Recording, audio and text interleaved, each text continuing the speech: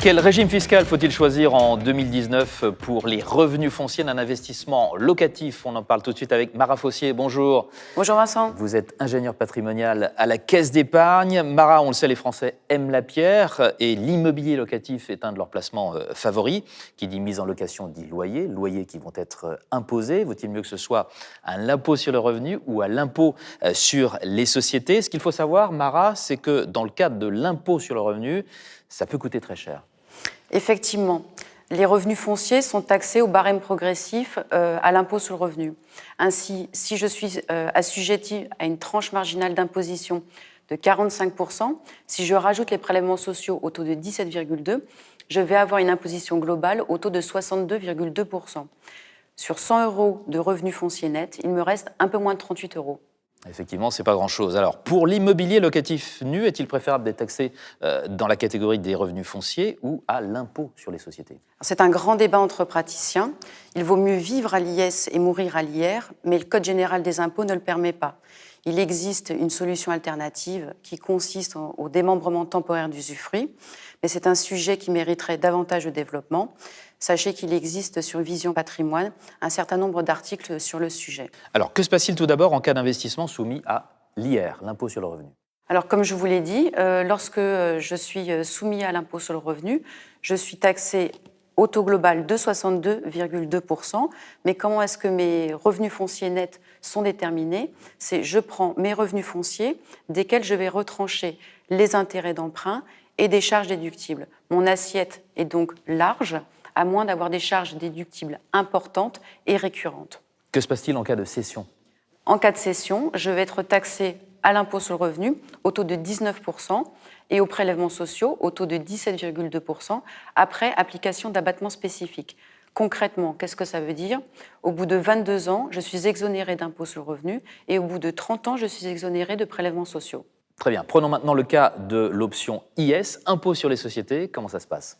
Alors, à l'impôt sur les sociétés, je vais pouvoir jouer sur une assiette taxable réduite par rapport à l'impôt sur le revenu, puisque je vais prendre mes revenus fonciers, je vais déduire mes intérêts d'emprunt, des charges déductibles, les frais d'acquisition, les fameux frais de notaire à 7,5%, et je vais pouvoir procéder à un amortissement comptable des constructions sur une durée de 30 ans. Ensuite, le taux de l'impôt est beaucoup plus faible que mes 62,2%. Le taux de l'IS au taux de droit commun, c'est 15% jusqu'à 38 120 € et c'est 28% jusqu'à 500 000 €. Et ça, c'est aujourd'hui. Il est prévu dans les années suivantes que le taux de l'IS baisse à 25%. Je joue donc sur une assiette réduite et un taux réduit par rapport à l'impôt sur le revenu. Qu'est-ce qu'on peut rajouter? Si le contribuable souhaite obtenir des revenus complémentaires, il pourra procéder à une distribution de dividendes qui sera taxée soit à la flat tax ou alors sur option à l'impôt sur le revenu après application d'un abattement pour durée de détention. Nous verrons ce point un peu plus tard. Une autre solution alternative consiste à procéder à un apport en compte courant d'associé. Je pourrais donc récupérer en exonération d'impôts mes comptes courants d'associés à hauteur de ma trésorerie disponible et de mon bénéfice distribuable. Même question que tout à l'heure dans le cas de l'impôt sur le revenu. En cas de cession, que se passe-t-il dans le cas de l'impôt sur les sociétés? Dans le cas d'une société soumise à l'impôt sur les sociétés, c'est un peu le revers de la médaille, c'est ce que je vous disais tout à l'heure. Il vaut mieux vivre à l'IS et mourir à l'IR. En cas de cession, la plus-value taxable sera beaucoup plus importante puisqu'elle tiendra compte des amortissements pratiqués. En l'espèce, si je vends mon bien immobilier au bout de 30 ans, j'aurai amorti les constructions. Le prix de cession sera quasi équivalent à la plus-value taxable.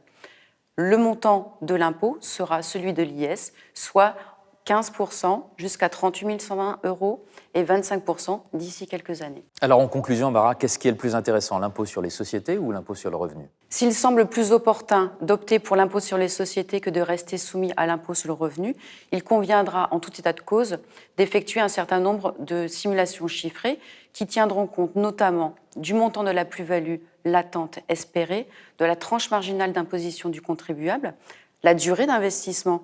Suis-je dans un investissement patrimonial ou bien suis-je dans un investissement dans un court laps de temps, achat, revente, et enfin, et non des moindres, quel est l'effort de trésorerie qui est capable de fournir le redevable. Et les conseillers Caisse d'Épargne sont là pour nous aider dans tous ces choix cruciaux. Merci beaucoup, Mara Fossier, Merci pour toutes beaucoup, ces Vincent. explications. Ingénieur patrimonial à la Caisse d'Épargne. Au revoir. Au revoir.